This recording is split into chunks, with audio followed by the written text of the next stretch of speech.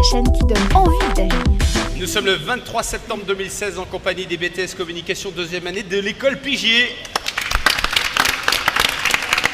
Et le thème aujourd'hui, c'est le numérique. Cette émission s'inscrit bien sûr dans le cadre des Direct Jeunes de la ville de Saint-Herblain. Vous pouvez snapchatter d'ailleurs, hein. Je ne sais pas comment ça marche. Quelqu'un pourrait m'expliquer un moment quand même, avant qu'on termine cette émission, que j'apprenne un truc aussi sur Snapchat. Et puis, je tiens à préciser que cette émission s'inscrit dans le cadre de la Digital Week, le rendez-vous annuel des acteurs de la métropole nantaise. Nos trois invités sont avec nous, ça va bien ? Eh ben, bien, après être passé à la moulinette des interviews, on va débriefer à présent le salon de l'emploi puisqu'il se tenait hier 22 septembre. Et y a-t-il de la place pour tout le monde dans le numérique? Qui peut y travailler? Pour y faire quoi? Et puis pour y être qui aussi? Même si on a déjà quelques éléments avec nos invités. Réponse avec Jessie, Margot, Aurélien et Ophélie. Vous avez tout vu, tout entendu, tout compris forcément. Et on va commencer avec Margot. Alors on est jeudi 22 septembre 2016, on est au centre des expositions de Nantes Métropole en face de la Cité des Congrès et nous menons notre enquête au Salon des métiers du numérique. On se retrouve dans un grand hall où se côtoient les stands d'entreprises et d'écoles du numérique. Et alors première interview, vous allez voir Aurel, la Wildcat School. Voilà, la Wildcat School c'est une école de développement web. Donc leur slogan c'est « Deviens développeur en 5 mois ». Donc 5 mois pour être développeur. Juste 5 mois. Juste 5 mois. Je voudrais juste avoir la température auprès des invités. Sandrine, développeur en 5 mois. Hochement de sourcil. On a eu la même tête. Sandrine, 5 mois c'est bien? C'est jouable? 5 mois, je pense que ça permet de découvrir ce que c'est que le développement informatique. Après, il y a différents langages. Evan en parlera mieux que moi, mais c'est pas forcément pouvoir devenir un développeur informatique ou une développeuse. Ça veut dire qu'on a les bases? C'est découvrir, voilà, avoir une initiation. Après, il va falloir travailler un peu plus selon la spécialisation et le langage qui va nous séduire. Aurel, 5 mois pour devenir développeur. Qu'est-ce qu'il vous explique au sein de ce stand? Bon, déjà, ils sont partout en France, sauf à Nantes. Donc, ils sont à Lyon, Bordeaux, banlieue parisienne, Orléans et La Louche. Ça doit être ils sont pas à Nantes, mais ils sont à la Louche. Ça doit être dans la Chartre ou un truc comme ça. Dans la Chartre. Je crois que c'est dans la Chartre. Non, on va vérifier près de Chartres. La Louche. Près de Chartres. C'est près de Chartres. Personne ne sait où c'est, donc. Voilà. Combien ça coûte? Combien? C'est 6 000 € pour 5 mois. Donc. Au moment, faut pas nous prendre pour des voilà quoi. Mais ça, très bien. Faut pas nous prendre pour des voilà. C'est quoi, Evan? C'est pas trop cher comparé à certaines écoles. Hein. Des fois, on est à 6 000 € l'année sur 4 à 5 ans, donc ça va encore. Donc 6 000 €, c'est... Ça dépend ce qui est fait derrière. Enfin, c'est normal par rapport à... Là, niveau langage, c'est du PHP, JavaScript et Android. Bah, PHP, JavaScript, ça s'apprend vite, mais je rejoins ce que Sandrine, c'est vraiment très court. On peut apprendre, vraiment. Et alors, vos impressions, Aurel? Donc l'impression, elle a été la même pour tout le monde. On était un peu sceptiques. Donc déjà par la durée de la formation qui nous semblait très courte. Ensuite, elle nous a dit que au bout de ces 5 mois, en fait, on n'avait pas de diplôme, c'était juste certifiant. Donc c'est là où on a dit bon bah. C'est ça qui vous a fait tiquer peut-être? Ouais, parce que c'est pratique une formation de 5 mois qui vous amène à une expertise précise. C'est juste en fait si on n'a pas de diplôme derrière, c'est après c'est juste certifié en fait. C'est accessible à qui le métier de développeur? Qui peut répondre? Ils nous ont dit que en fait pour rentrer, il y avait d'abord un test pour rentrer. C'était il fallait créer un site web ou une page fixe. Donc pour qu'on a ils nous envoyaient un tuto. Voilà, c'est qu'ils envoyaient des tutoriels et ils vous donnaient un certain temps pour créer une page internet fixe. C'était déjà une première partie, sachant qu'il y avait d'autres critères. C'est ça. Et elle nous a dit la dame que c'était un peu tout le monde qui pouvait rentrer si on avait la détermination et si on avait l'envie de travailler en fait. C'est-à-dire qu'il n'y avait pas de profil matheux ou scientifique particulier. Il n'y avait pas de critères. Pas de critères spéciaux. D'accord, très bien. Alors ensuite, vous avez rencontré le CNAM, Jessie. Oui, alors on a rencontré le CNAM, donc le Centre National des Arts et Métiers, qui propose 2 formules, donc des cours du soir et à distance, donc c'est vraiment un mix des deux. Et une formule donc en alternance et avec des cours qui se passeront donc en journée. Donc ils proposent plusieurs types de formations. Alors, je ne les ai pas toutes retenues pour être sincère. Donc on va sur un tarif qui va de 350 € jusqu'à beaucoup plus si affinité. Voilà. Donc c'est pareil que pour la Wild Code School, je vais y arriver. Il y a un possible paiement par le fonds GESIF ou les ACDIC, enfin Pôle emploi, tout ça.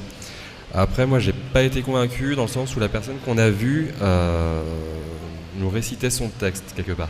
C'était un lecteur de plaquettes. Donc ouais, voilà. Et puis il n'y a pas du moins, je n'ai pas ressenti un grand intérêt de la personne qui avait en face de lui, donc en l'occurrence 4 personnes, où je suis même pas sûr qu'il sache ce qu'on voulait faire dans la vie, il vous a pas interrogé sur ce que vous aviez envie de faire? Non, il a directement arrivé, il nous a envoyé sur l'histoire du CNAM, donc ses 220 ans, son expérience, tout ça, et peu d'intérêt pour la personne. C'est important ça, Cécile, forcément, quand on veut aider les personnes à s'orienter, qu'elles soient jeunes ou qu'elles soient en évolution professionnelle, de leur demander quel est leur profil, quels sont leurs besoins. C'est important de creuser beaucoup cette partie-là parce qu'elle va peut-être même permettre d'aider la personne à la réorienter vers un autre projet et il faut impérativement que ce soit en adéquation avec le projet personnel et les motivations donc très très tournées sur la personne. Alors c'est vrai que là, ça manquait un peu. On peut se former en cours du soir, les 3 invités. En MOOC peut-être. C'est une bonne formule ça pour travailler dans les métiers du numérique? Alors je pense que ça dépend de quel métier dans le numérique. Se former en cours du soir pour devenir développeur web et exercer une activité à côté, ça me paraît compliqué. Ou alors je pense c'est pas vous la courageuse qui allez nous dire ça quand même. C'est associé avec un développeur. Là, je parle de développement web. Je pense qu'il y a quand même une grosse formation à faire et le faire seulement en cours du soir. Alors oui, c'est certes possible, mais je pense que ça prendra un certain temps avant que la personne maîtrise les outils et les technologies. Ouais. Troisième rencontre, Ophélie, l'école de la filière numérique qui s'appelle IMI. Oui, c'est ça. Alors eux, leur slogan c'est Smoke on the Hacker. Smoke on the Hacker. En référence à une musique. Ouais. Et qui est, vous la connaissez cette musique? Smoke on the Water. Vous avez 5 minutes pour la trouver. Il faudrait demander à Evan, je suis sûr que Evan est client du festival métalleux, il me semble. Ah oui, il y a le fest. Qui se déroule avec les autres, par exemple. Donc si on vous dit voilà Smoke on the Hacker ou Code as You Are, ça vous parle? Non. Allez. Non, mais mes amis ont de moi, mais non, ça me dit rien. Comme ça, il faudrait faire passer la musique. Comme As You Are pour Nirvana, ça devient Code As You Are, donc c'est devenu un slogan. Voilà. C'est très drôle ça. C'est ça. Et du coup, c'est forcément références musicales, des jeux de mots. Et ils ciblent pourtant plus les jeunes, alors que leur slogan est quand même cibler des personnes un petit peu plus âgées, on va dire. Enfin, Nirvana, je sais pas, il y a des jeunes autour de la table, donc je sais pas quoi tu parles. Même si on a une culture quand même musicale. À quoi est-ce qu'on se forme dans cette école? Et combien de temps il faut? À quoi est-ce qu'on peut se former dans l'école donc IMI? Quel type de métier? Là encore, on est sur des métiers de développeurs ou de hackers, si on a bien compris. Ouais, c'est ça. De développeurs, moi, j'ai juste une question à Evan. Tout à l'heure, vous disiez que vous aviez été choisi pour des qualités de codeur. C'est quoi une qualité de codeur? Comment on fait la différence entre deux codeurs? Est-ce qu'on n'a pas l'impression que ça peut être un peu pareil finalement, compte tenu des formations? Alors c'est quoi les qualités d'un codeur? La rigueur d'abord. La rigueur. Très important d'être rigoureux de ce qu'on fait. Et la créativité. Alors ça c'est vachement important parce que... Mais la rigueur est la première des valeurs. Donc on est rigoureux, on est créatif et on s'exprimait dans d'autres domaines que l'informatique. Est-ce que on peut y venir à l'informatique ou est-ce qu'il faut avoir possédé un Amstrad ou de Casio? Est-ce que ça c'est accessible aux étudiants qui vous écoutent et qui ne connaissent pas forcément si le t'as domaine? pas eu un Amstrad, t'as raté ta vie. Ouais, là c'est fini. Oui, c'est ça. C'est bien connu. C'est à 25 ans, t'as plus. Il y a deux types de profils pour moi. Il y a ceux qui sont passionnés depuis des années. On a par exemple Julie qui est venue chez nous il y a cette année, qui elle est mieux. Elle, c'est une vraie passionnée, c'est impressionnant depuis toute petite. Mais après, il y a des personnes qu'on a eues, Maxime par exemple l'année dernière, un stagiaire, lui, il était, je ne sais plus dans quel autre milieu avant. Donc non, on peut très bien y accéder. Il faut juste de l'acharnement parce que c'est une mentalité différente pour programmer. Il Faut pas être matheux, c'est pas obligatoire. Il n'y a pas besoin d'être matheux. Non, non, non. Il n'y a non. pas besoin de porter des lunettes non plus. Non, faut... si, pour Non, voir je sais l'écran. pas, quoi. Pour voir l'écran. C'est une question. Hein, Mais non, non, faut juste comprendre la logique. Dès qu'on l'a compris, c'est bon. Et après, c'est l'apprentissage, beaucoup d'apprentissage. Donc ces écoles qui nous disent, et qu'on a vu hier, qui nous disent, voilà, il faut surtout de la détermination, en tout cas il faut une certaine dose de passion, un profil matheux n'est pas indispensable, c'est vrai finalement, ce discours il est juste. Tout à fait, même si, en tout cas chez Netil, nous, c'est la passion, c'est vraiment la passion pour nous c'est important parce que il faut être passionné pour rester des fois des heures et des heures devant un bug qu'on ne comprend pas. Donc faut aimer les casse-têtes, quoi. Faut aimer les casse-têtes, tout ce qui est. Exactement. Ouais, voilà, c'est ça. C'est ça. Faut aimer se prendre la tête, être masochiste. Oui, tout à fait. C'est ça. Un peu sado. C'est ça. Qui est sado? On lance un nouveau débat. C'est parti. Un nouveau débat, Sandrine. Oui, finalement, on va pas faire le numérique à modifier nos relations. Sandrine. Je voulais juste réagir sur le fait. Tu l'as dit, Evan, qu'il faut vraiment de la créativité parce qu'on s'imagine souvent le métier de développeur comme un métier où on applique, on tape des lignes de code de façon très schématique. Et en fait, non, pas du tout. Il y a de la créativité et c'est pour ça qu'on le dit beaucoup Alors, aux un filles. exemple, donnez-nous quelque chose qui justement, dans la réflexion de répondre à un problème, à un bug ou de développer un programme, il y a différentes façons d'y arriver. Et chacun peut y apporter sa façon de le faire et de l'imaginer. Donc il y a vraiment de la créativité et c'est pour les personnes qui ont cette sensibilité et qui s'y intéressent, c'est passionnant. Bon, en tout cas, vous nous rassurez et vous rassurez finalement beaucoup de jeunes ou de personnes qui veulent évoluer professionnellement parce que parfois l'avenir professionnel semble un peu bouché. Il y a quand même des passerelles et il n'y a donc pas besoin d'avoir le sacro-saint bac S. Ah, c'est ce que vous nous dites. Je peux ajouter quelque chose. Il est sorti, c'était quand, cette semaine, que le métier de développeur ou développeuse est le métier le plus recherché aujourd'hui dans le monde. Ouais. C'est quelque chose d'extraordinaire maintenant. Ça y est, on est passé où le développement et si je fais un bac STMG, j'ai ma place. Je dis ça parce qu'on a travaillé la dernière fois sur la dernière émission avec des élèves. Après, c'est pas le seul, mais c'est vrai qu'aujourd'hui, le développeur, la développeuse est quelqu'un de très recherché qui peut monter à 150 000 $ par an à Los Angeles, à la Silicon Valley. Est-ce que ça explique la raison pour laquelle on a rencontré hier beaucoup plus de stands d'écoles que d'entreprises en fait? Ça va alimenter cette tendance-là. Les écoles ont flairé le coup concrètement. Vous pensez? Qui veut répondre? Bon. Alors attendez, ils se concertent, on va envoyer une pub sur des bonbons en attendant. On entend un peu mal. Ah d'accord. Pardon. Non, elles ont flairé, mais moi ce que je crains c'est que ça va amener peut-être un risque de boucher le marché dans quelques années. Il faut faire attention à ça. C'est que là oui, on est en plein effet où il manque de développeuses et de développeurs, c'est clair et net. Mais il nous manque de bonnes développeuses et bons développeurs. C'est surtout ça qu'il faut voir. Et des écoles comme celle-là qui créent trop vite vont faire beaucoup de déceptions pour moi. On va se diriger vers une société où on dira quand le développement va, tout va, quoi. Oui, c'est ça. Ça va remplacer le bâtiment. Un peu comme le bâtiment. C'est ça. Je n'ai pas entendu ce qu'a dit Rodolphe. Quand le développement va, tout va, comme dans le bâtiment. C'est vers ça qu'on s'oriente, j'ai l'impression, demain. Cécile, vous vouliez ajouter ? Non, je disais qu'effectivement, il y avait une vraie problématique de recrutement en fait dans les entreprises. Beaucoup de développeurs, on en avait parlé avec Evan, et c'est pour ça, en l'occurrence, qu'il y a beaucoup d'écoles, Nantes essayant de se mettre à une place vraiment stratégique sur la formation du numérique. On a aujourd'hui beaucoup d'écoles qui sont positionnées sur des nouveaux diplômes. Moi, j'avais une question du coup à nos invités. Est-ce que on parlait de formation certifiante, formation diplômante? Qu'est-ce que vous conseilleriez? Parce qu'effectivement, le côté certifiant, ça va très très vite. On a l'impression qu'on peut avoir un job rapidement, qu'on peut très vite progresser. Est-ce que vous mettez un bémol par rapport à ça? Est-ce que le diplôme, ça reste important? Passer par des strates Alors, oui, pour moi, Julie hésite, mais Julie se lance. Attention, ça va aller très vite. Le diplôme, oui, reste important parce que c'est vrai qu'après, il y a des écoles qui sont plus ou moins renommées et disons que pour l'employeur, c'est toujours rassurant de se dire que l'étudiant sort de telle ou telle école et que du coup, il a certaines compétences.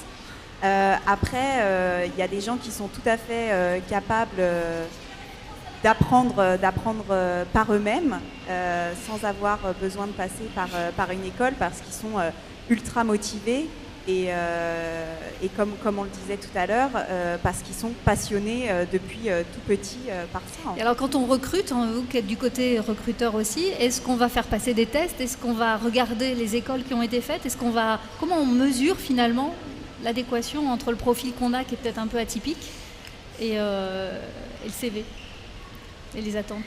Alors, moi, je vais juste prendre un exemple. J'ai pris un stagiaire pendant 4 mois en développement informatique. Donc, il était issu de l'école Epitech.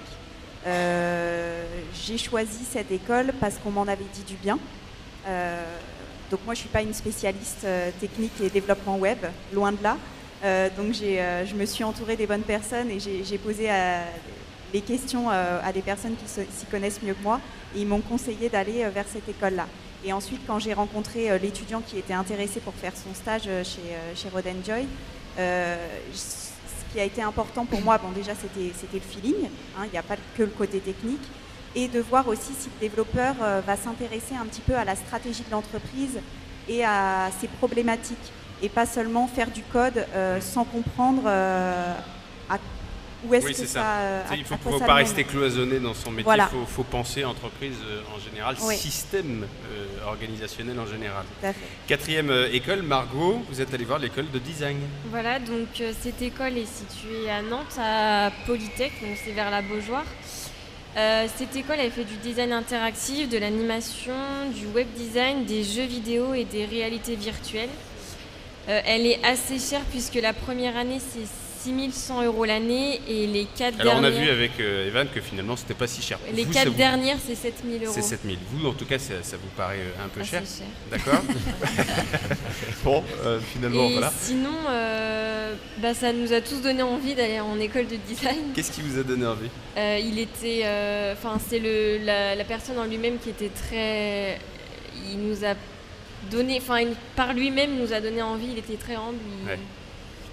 Oui, c'est même pas forcément seulement le métier. Sandrine, on revient au modèle dont on parlait tout à l'heure, l'enthousiasme de la personne, et c'est peut-être le message aussi qu'on lance aux écoles ou aux entreprises qui exposent dans ce genre de salon, grâce au retour que nous font nos reporters en devenir.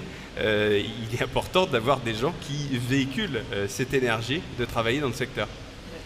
Certes, et il est aussi important de projeter les étudiants dans l'univers dans lequel ils vont être amenés à travailler au quotidien, parce que choisir une orientation, c'est aussi choisir un projet de vie, même si c'est pas aujourd'hui, on peut être amené à faire plusieurs métiers les uns après les autres ou les uns en même temps que les autres de plus en plus.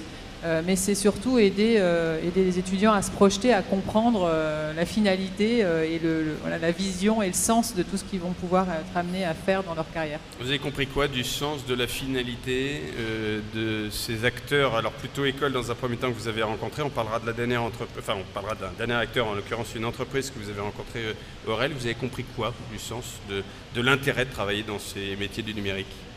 Nos 4 reporters, Margot, Aurel, Jessie, Ophélie. Qui veut se lancer? C'est pas évident de répondre à ce genre de questions, on en a bien conscience. Vas-y, je te laisse venir. Est-ce que vous ressentez en tout cas un intérêt d'aller travailler dans ces métiers du numérique? Aurel. Je vais commencer. Oui. Mon ressenti par rapport à toutes les interviews qu'on a pu mener, c'est que les écoles de formation en développement web sont... je sais pas comment dire, mais c'est pas qu'elles sont moins attractives, mais c'est qu'elles sont vraiment... je sais pas, c'est vraiment... Là, on sent que c'est vraiment un corps de métier qui est vraiment en développement et que vraiment... en plein changement. En plein changement, voilà. En pleine mutation. Et par rapport à l'école de design, où là, c'était vraiment, on ressentait plus... pas une envie de... Enfin, si, forcément une envie de réussir, mais c'était plus... dans une ambiance un peu plus créative et plus familiale, j'ai envie de dire, plus chaleureuse, je sais pas, j'ai fait mon ressenti. Bon, en tout cas, voilà, en attendant de formaliser des mots précis sur cette question difficile, quel est le sens, on a déjà au moins des ressentis. Evan, vous vouliez intervenir? Non. Alors, 5e acteur que vous avez rencontré, en l'occurrence une entreprise, Happy to meet you. C'est ça, donc la seule entreprise qu'on a rencontrée, c'est une entreprise de recrutement et de sourcing 2.0, de e-réputation, community management. Et ils font également du conseil. Alors apparemment, elle aurait été élue meilleure start-up de l'année. Et bon, on va les croire. Oui. Parole. Et donc, ils se situent sur Nantes. Donc plutôt bonne impression avec cette entreprise. On a rencontré une personne plutôt passionnée, dynamique, qui clairement sait vendre son produit. Et c'est donner le sens. C'est ça, ouais, donner du sens. Il explique relativement clairement. C'est-à-dire que nous, on est en communication, on n'est pas du tout en développement web. Je pense qu'on a tous plus ou moins compris de quoi il nous parlait. Donc, et en même temps, est-ce que dans le métier de la communication, le vaste champ de la communication pour lequel vous vous formez, est-ce que vous avez envie de rejoindre des entreprises comme celles, alors peut-être pas avec des caractéristiques métier de développeur, mais avec peut-être d'autres postes, des entreprises comme celle de nos 3 invités ou celle-ci en particulier? Moi, je veux dire Netil, j'aime bien les chaussons. Non, après, ouais, en communication, oui, pourquoi pas aller dans une entreprise comme ça. Pour le coup, après, être moi développeur web, alors j'ai déjà essayé, ça ne m'a pas plu du tout. J'ai pas cette logique, pas du tout. Donc je laisse ça à ceux qui savent le faire. Merci, on va terminer avec Cécile un court éventail des 10 jobs qui n'existaient pas il y a 10 ans. Il y a 10 ans, c'est qui, très rapidement. Aujourd'hui existent dans le numérique. Le réseau social que vous connaissez tous, LinkedIn, s'est amusé à analyser les intitulés de métiers de 259 millions de ses membres. C'est vrai qu'elle a un réseau assez gigantesque. Et elle s'est amusée à les comparer avec ceux qui étaient existants sur le site actuellement. Alors les 10 métiers principaux qui n'existaient pas il y a 10 ans, il y en a 8 sur ces 10 qui sont liés à la transformation numérique de la société et des sociétés. Et les 2 derniers, devinez. Dans quel champ ils pourraient être? Coiffeur cascadeur? Non. C'est innovant, mais en fait ils sont... il y a le coaching Zumba. Ça n'existait pas il y a 10 ans. Donc si vous voulez pas être codeur, vous pouvez toujours faire coacheur Zumba. Non, mais moi on me dit samba, ça y est, je percute en direct. Zumba. Joli, j'ai oublié le deuxième, mais c'est à peu près dans le même état c'est dans le bien-être de l'entreprise. Donc c'est vraiment étonnant de voir que parmi ces 10 métiers qui n'existaient pas, il y en a 2 qui sont liés au bien-être en entreprise et les 8 autres qui sont liés à la transformation numérique. Voilà, donc à vous de choisir. Le digital. Mais il y a des postes de spécialistes marketing digital par exemple. Enfin, encore une fois, on n'est pas obligé de rentrer dans des lignes de code. Dans du codage, ouais. Quoi d'autre? C'est vrai qu'il faut... Excusez-moi. Il y a iOS développeur, alors évidemment Android développeur, il y a data, je sais pas, Evan il saura mieux dire que moi. Data quoi? Data scientist. Data scientist, voilà, ça fait un peu série télévisée, je peux dire. Ouais, ça fait un peu série télé. Ça. Il y a Big Data, machin chose, enfin bon, c'est quand même un monde... Big Data, c'est le chef. Voilà. Non, on a dit qu'on était dans des entreprises libérées. Merci beaucoup. Il y a donc de l'emploi dans le numérique et c'est dans le cadre de la Digital Week et bien sûr qu'on voulait faire ce clin d'œil sur ces métiers qui sont en pleine évolution. Les BTS, en tout cas communication, les étudiants en communication que vous êtes sont allés, pas forcément avec beaucoup de complaisance, pointer leur nez à ce salon. Et je vous en remercie d'avoir livré comme ça, avec beaucoup de sincérité, votre ressenti. Dans un instant, la même sincérité, mais cette fois-ci avec un débat qui va associer plus largement encore l'ensemble des étudiants qui sont autour de ce parquet. Le numérique, comment est-ce qu'il a modifié nos relations? On en parle dans un instant. À tout de suite. Réussir, la chaîne qui donne envie d'agir.